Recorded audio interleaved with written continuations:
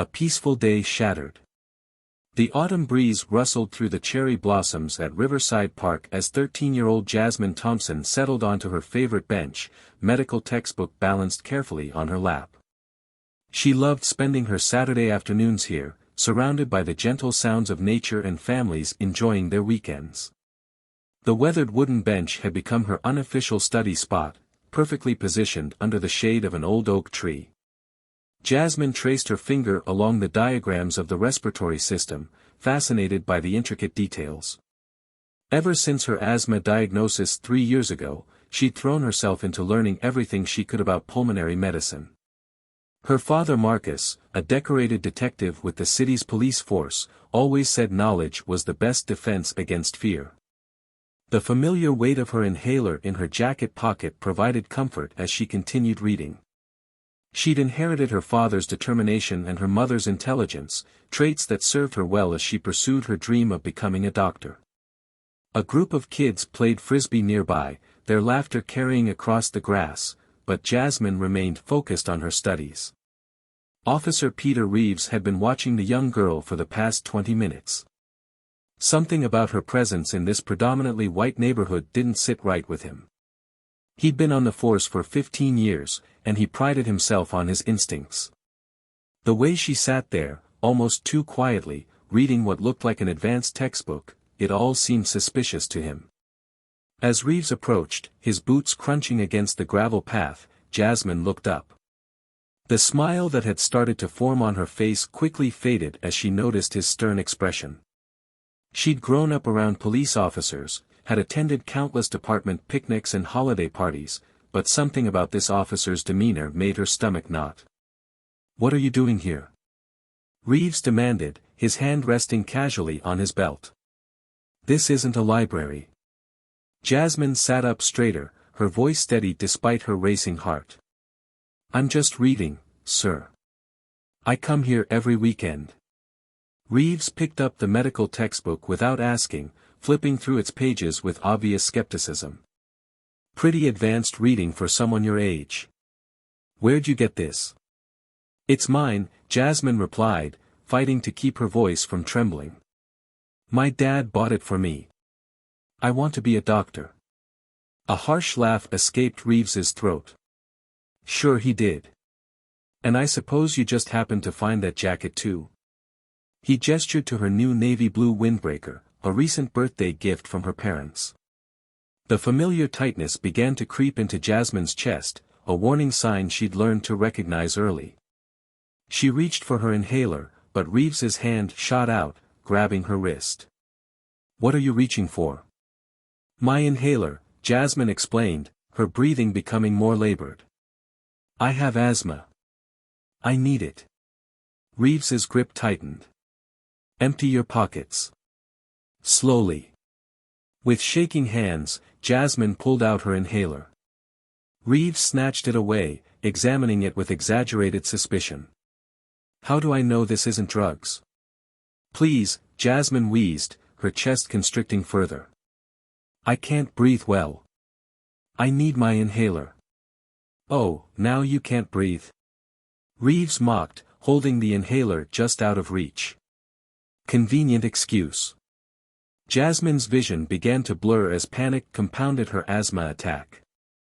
She tried to remember her father's words about staying calm in crisis situations, but the oxygen deprivation made it difficult to think clearly. Through the gathering haze, she heard running footsteps approaching. "What the hell do you think you're doing?" a familiar voice thundered across the park. Detective Marcus Thompson had just finished his shift and come to pick up his daughter, only to find her in distress at the hands of a fellow officer. Reeves turned, his face hardening as he recognized the detective's badge. "This is my jurisdiction, detective. I'm conducting a suspicious person investigation." "That suspicious person is my daughter," Marcus growled, his usual composed demeanor cracking as he watched Jasmine struggle to breathe. "Give her the inhaler. Now." The color drained from Reeves's face as the implications of his actions began to sink in. He looked between the gasping girl and her father, the family resemblance now obvious in their shared features and determination. Marcus snatched the inhaler from Reeves's loosened grip and rushed to Jasmine's side. She took 2 desperate puffs, the medication gradually easing her constricted airways. Marcus held her close, his rage barely contained as he glared at Reeves. "You're going to want to call your union rep," Marcus said, his voice deadly quiet. "Because this isn't over. Not by a long shot." As other park-goers gathered at a distance, phones recording the scene, Reeves stood frozen, his authority evaporating in the face of his own prejudice. He'd assumed power over a young girl based on nothing but his own biases, never imagining she could be the daughter of a fellow officer. Jasmine's breathing slowly normalized, but the trauma of the experience left her trembling. Her father's protective embrace couldn't erase the memory of those terrifying moments when her ability to breathe had been treated as suspicious, when her life-saving medication had become a tool of torment. The autumn breeze continued to rustle through the cherry blossoms, but the peaceful afternoon had been shattered by an ugly reminder that even in uniform, prejudice wore many faces. As Marcus helped Jasmine gather her belongings, both father and daughter knew that this incident would mark the beginning of a larger battle for justice and change within the department they had both trusted to protect and serve. Badge of Prejudice. The fluorescent lights of the police station hummed overhead as Detective Marcus Thompson sat across from Internal Affairs Captain Regina Walsh. The incident report lay between them, its clinical language failing to capture the fury still simmering beneath Marcus's professional demeanor. 3 complaints of excessive force, Walsh read from Officer Reeves's file, her expression grim. 2 harassment allegations, all dismissed due to lack of evidence. She looked up at Marcus, her dark eyes reflecting years of seeing similar patterns. But this time he crossed a line he can't back away from. Marcus leaned forward, his voice controlled but intense. "He nearly killed my daughter, Regina." "Over what? A textbook and an inhaler? How many other kids has he terrorized who didn't have a detective for a father?" Outside the office, the usual bustle of the precinct continued, but word of the incident had spread quickly. Officers moved past Walsh's office with furtive glances, the thin blue line suddenly blurred by the stark reality of what had transpired in Riverside Park. At home, Jasmine sat at her desk, trying to focus on her homework. The medical textbook remained closed, a reminder of how quickly her peaceful afternoon had transformed into a nightmare. Her mother, Olivia Thompson, a civil rights attorney, worked quietly on her laptop nearby, occasionally glancing at her daughter with worried eyes. "Mom," Jasmine spoke suddenly, breaking the silence. "Why did he hate me so much? He didn't even know me." Olivia set aside her work, choosing her words carefully. Sometimes people carry fear and prejudice so deep inside them that they stop seeing individuals. They only see what they want to see, what they've been conditioned to fear. Back at the station, Officer Peter Reeves sat in an empty interrogation room, his arrogance replaced by nervous energy as he waited for his union representative. The recording of his confrontation with Jasmine, captured by multiple bystanders, had already gone viral.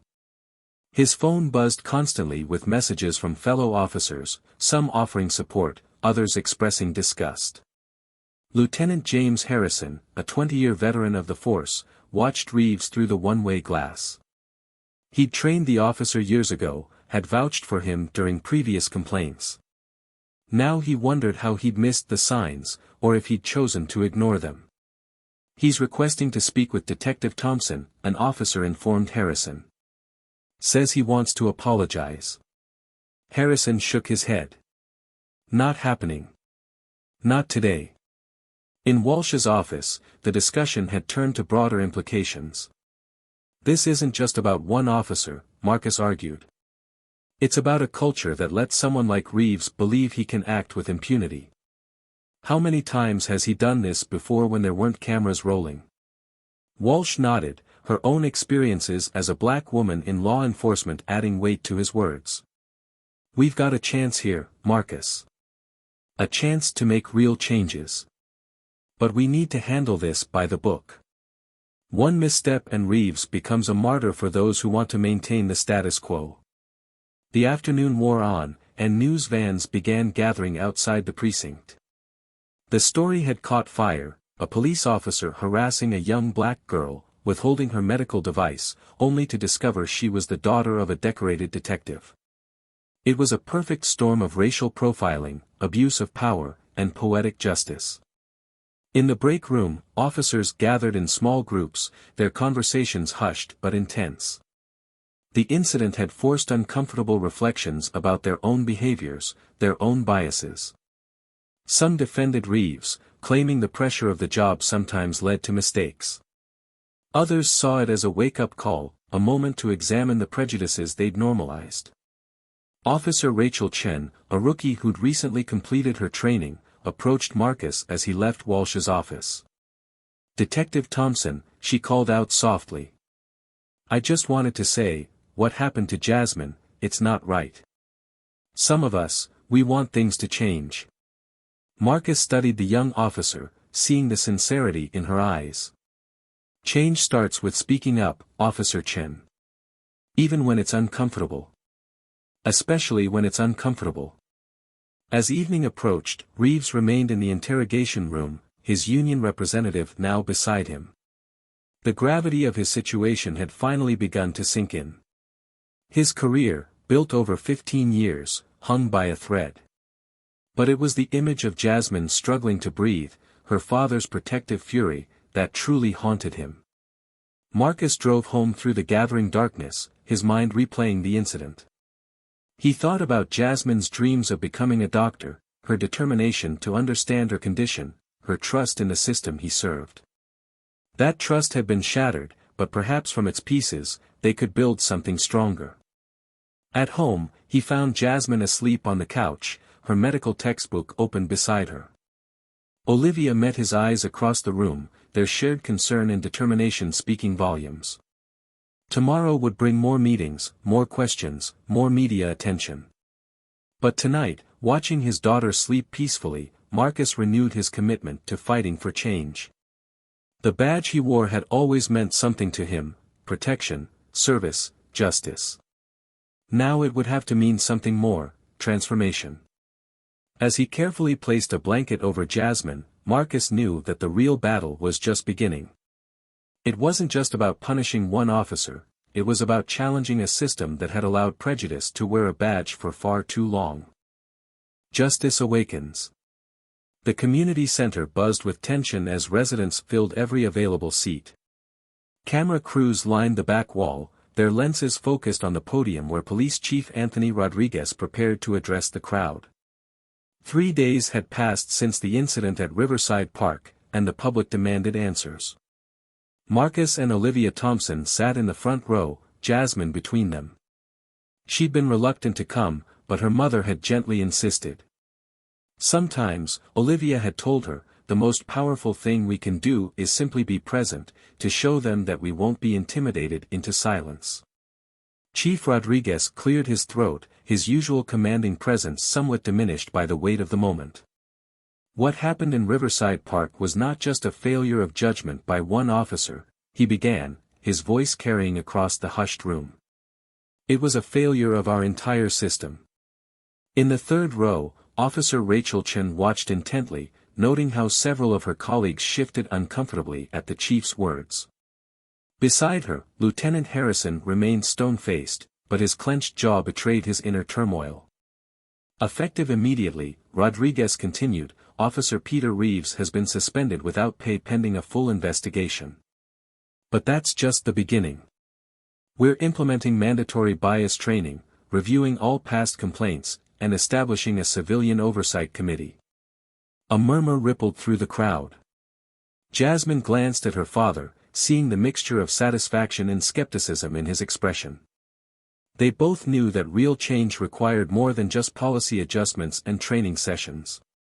From her seat near the window, Captain Walsh observed the room's dynamics.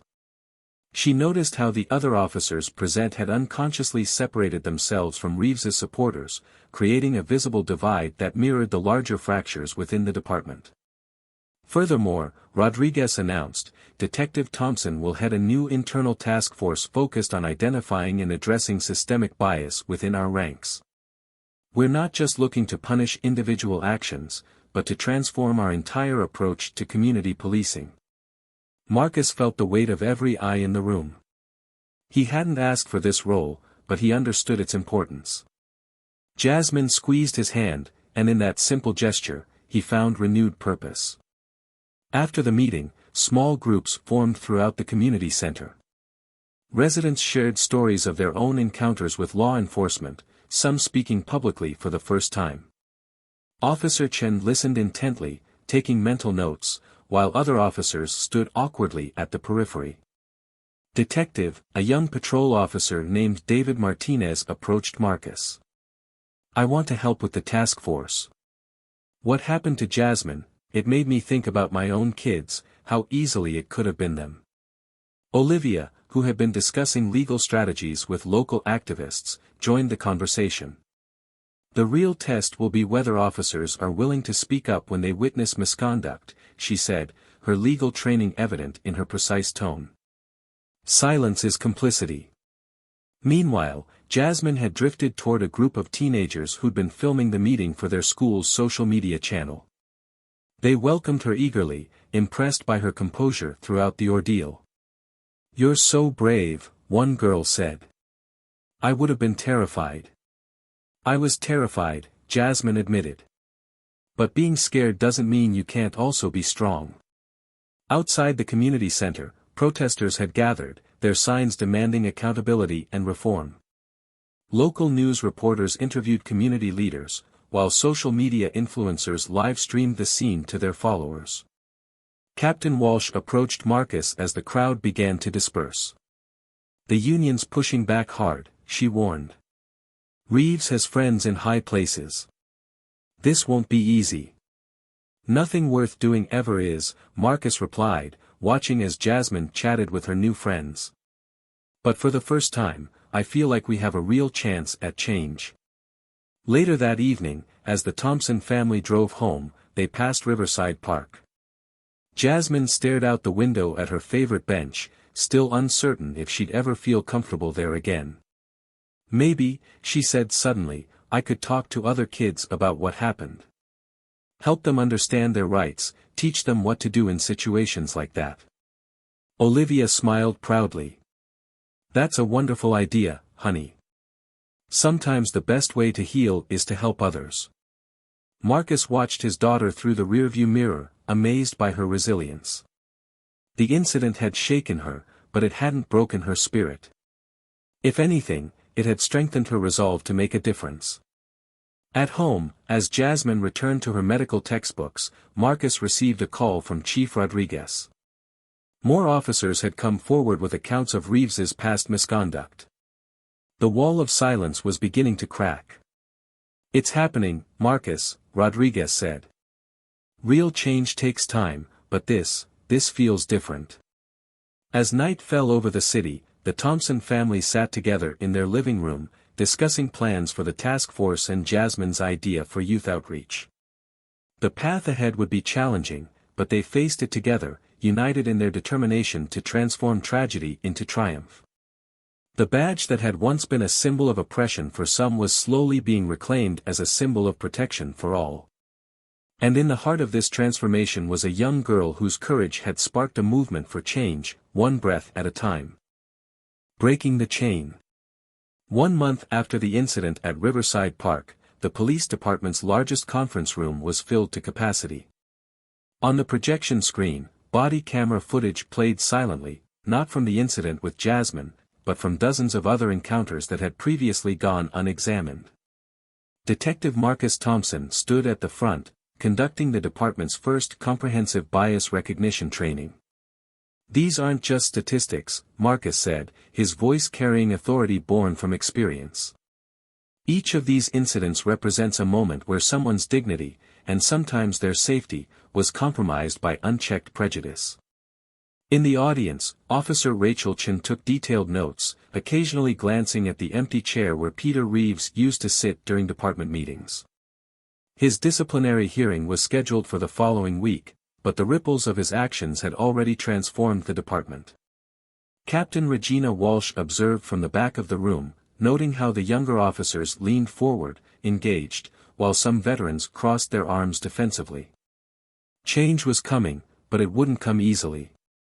Meanwhile, across town at Roosevelt High School, Jasmine stood before her classmates, her voice steady as she shared her story. The school's civil rights club had invited her to speak, and though public speaking made her nervous, she knew her experience could make a difference. "I used to think having asthma was my biggest challenge," she told the packed auditorium. "But that day in the park taught me that breathing isn't just about air, it's about justice, about the right to exist without fear." Among the students sat Olivia Thompson, watching her daughter with pride. The past month had been challenging, but Jasmine had channeled her trauma into advocacy, working with local youth groups to develop Know Your Rights workshops for young people. Back at the station, Marcus concluded his presentation with a call to action. "Starting today, we're implementing a new reporting system for bias incidents. No more looking the other way. No more silent complicity." Lieutenant Harrison raised his hand. "What about officer morale? Some people are saying this is making them second-guess every interaction." "Good," Marcus responded firmly. "We should think carefully about our actions and their impact. That's not paranoia, that's professionalism." After the training, Officer Chen approached Marcus with a thick folder. "Detective, I've been reviewing my own stop records from the past year. I found patterns I hadn't noticed before. Things I need to change." Marcus nodded appreciatively. "That's exactly the kind of self-reflection we need, Chen. Real change starts with honest examination." Later that afternoon, Marcus received an unexpected visitor. David Martinez, now part of the internal task force, brought security footage from a convenience store near Riverside Park. It showed Reeves had been following Jasmine for several blocks before the confrontation. "This proves premeditation," Martinez said quietly. "He targeted her deliberately." The evidence would strengthen the case against Reeves, but it also raised troubling questions about how long such behavior had gone unchecked. Marcus added the footage to a growing file of similar incidents that had emerged since the investigation began. At home that evening, the Thompson family gathered for dinner, a ritual that had taken on new significance since the incident. Jasmine shared stories from her presentation, while Olivia discussed the civil rights lawsuit she was preparing against the department. "Sometimes I wonder," Jasmine said, pushing food around her plate, "if Officer Reeves has learned anything from all this." Marcus exchanged glances with Olivia before responding. "Change doesn't always come from understanding, sweetheart. Sometimes it comes from consequences." The conversation was interrupted by a news alert on their phones. A local news station had obtained recordings of Reeves making racist comments during traffic stops. The story was spreading rapidly across social media. "It's never just one incident, is it?" Olivia observed, her legal mind already calculating the implications. Marcus shook his head. "No, it rarely is. But exposure is the first step toward accountability." As night fell, Marcus received a call from Chief Rodriguez. The police union had withdrawn its support for Reeves. Without their backing, his chances of avoiding termination were virtually non-existent. "You've started something here, Marcus," Rodriguez said. "Other departments are asking about your training program. This could go national." After the call, Marcus found Jasmine in her room, studying as usual. Her medical textbooks now shared shelf space with books on civil rights and law enforcement reform. The incident had changed her, but not in the way Reeves might have intended. Instead of breaking her spirit, it had strengthened her resolve. "Dad," she said, looking up from her books, "I decided something. I still want to be a doctor, but I also want to work with the police department. Maybe as a consultant, helping them understand medical emergencies better." Marcus smiled, recognizing in his daughter the same determination that had driven him throughout his career. "You know what, Jasmine? I think that's exactly what this department needs." Outside, the city continued its usual rhythm, but within its police force, a quiet revolution was taking place. One officer's act of prejudice had sparked a movement for change, and at its heart was a family determined to transform tragedy into triumph, one policy, one training session, one mind at a time. Seeds of change. 6 months after the incident that changed everything, Riverside Park bloomed with spring flowers. Jasmine Thompson stood at a podium set up near her old reading spot, addressing a crowd gathered for the launch of the city's new community safety initiative. Her medical textbook lay on the podium beside her speech notes, a symbol of how far she'd come. Change doesn't happen overnight, she began, her voice clear and confident. It happens one decision, one action, one person at a time. 6 months ago, I sat on that bench, just trying to read about the respiratory system. Today, I stand here watching that same moment transform our community. In the audience, Detective Marcus Thompson and Olivia watched their daughter with pride. Beside them sat Captain Regina Walsh and Chief Rodriguez, along with dozens of officers who had completed the new bias recognition training program. Officer Rachel Chen, recently promoted to community liaison, managed the event logistics while keeping an eye on the gathering crowd. The changes of the past months had been significant. Peter Reeves had been terminated from the force, his case becoming a landmark example in police accountability. More importantly, the department had undergone a fundamental transformation in its approach to community policing. The program we're launching today, Jasmine continued, isn't just about preventing another incident like mine. It's about building bridges between law enforcement and the community they serve. It's about creating understanding where there was fear, and trust where there was suspicion. The initiative, developed through collaboration between the police department and community leaders, included youth outreach programs, medical emergency response training for officers, and a civilian oversight committee with real power to investigate complaints. Lieutenant Harrison, who had initially been skeptical of the changes, now stood at attention near the stage. The past months had changed him too, as he watched younger officers like Chen embrace new approaches to policing that he'd never considered possible. Today, we're not just launching a program, Jasmine said, her voice growing stronger. We're planting seeds of change that will grow for generations to come. After the ceremony, as people mingled and explored information booths set up throughout the park, Officer Chen approached Jasmine with a group of new recruits. "Would you mind sharing your story with them?" she asked. "They're just starting their training, and I think it's important they hear it firsthand." Jasmine agreed, leading the group to her old reading bench. As she spoke, Marcus watched from a distance, noting how the young officers leaned in, their faces reflecting genuine desire to learn and understand. Later that afternoon, as the crowd thinned, a familiar figure approached the Thompson family. David Martinez, now heading his own precinct's community relations unit, carried a thick binder of statistics. "The numbers don't lie," he reported. "Complaints are down 40%. Community engagement is up. Other cities are starting to take notice." Olivia smiled, her legal expertise having helped shape many of the new policies. "It's a start," she said.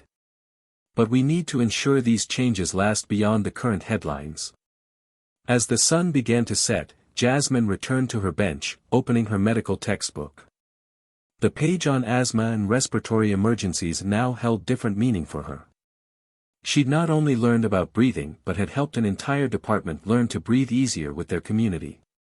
Marcus sat beside her, both of them watching families enjoy the park without fear. "You know," he said, "when I first joined the force, I thought I could change things from the inside. But sometimes it takes a spark from the outside to really start a fire." Jasmine nodded, understanding the metaphor. "And sometimes," she added, "that spark comes from the most unexpected moments." The evening news would report on the initiative's launch, highlighting the remarkable transformation of a department following a single act of prejudice. But the real story was in the smaller moments: the officer who now carried spare inhalers in their patrol car, the training sessions where veterans learned from rookies, the community meetings where voices long silenced finally found their audience. As darkness fell over Riverside Park, the Thompson family walked together toward their car. Jasmine paused, looking back at her bench. You know what, Dad?